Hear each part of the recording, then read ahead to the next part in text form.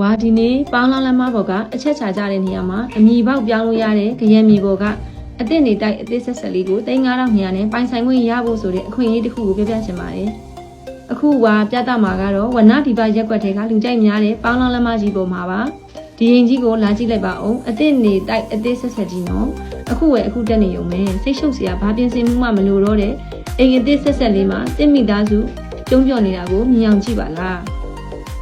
မြေကျဲ40-60ဆိုတော့အနေထားကတော်တော်လေးကျဲကျဲဝန်းရှိလာပါတယ်။အခန်းတွေကခင်မီတဲ့ model design နဲ့အချောသက်ပေးထားတာမို့လို့အခုတက်နေရုံပါပဲ။ master bedroom တစ်ခန်း single နှစ်ခန်းပါပြီးအလင်းရောင်နဲ့လေဝင်လေထွက်ကောင်းအောင်တေချာလေးဒီဇိုင်းဆွဲပြီးဆောက်လုပ်ထားတာကိုတွေ့ရပါတယ်။အလားစိုက်ဖို့ flower box လေးတွေလည်းတေချာလုပ်ပေးထားသလို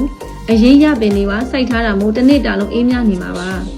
။စီပင်ရဲ့ ground ပါဝင်ပြီးအနောက်လှည့်ဖြစ်တဲ့အပြင်အရေးကြီးဆုံးကခရမ်းအမီပေါက်ပြောင်းရမှာဖြစ်လို့ 100% စိတ်ချရပါတယ်။3900နေရာနဲ့ဒီလိုအိမ်မျိုးကတကွက်ပဲရှိတာမို့ဝါနဲ့တူအိမ်လာကြည့်ဖို့ဖိတ်ခေါ်လိုက်ပါတယ်ရှင်။ဒီလိုအခွင့်ကောင်းနဲ့အိမ်သစ်ကိုပိုင်ဆိုင်ခွင့်ရဖို့ဆိုတာတကယ်တန်တဲ့အခွင့်အရေးတစ်ခုပါ။စိတ်ဝင်စားတယ်ဆိုရင်တော့ဝါလူတရွှေတိုက်ကိုအခုပဲဆက်သွယ်လိုက်ပါရှင်။ကျေးဇူးပါ။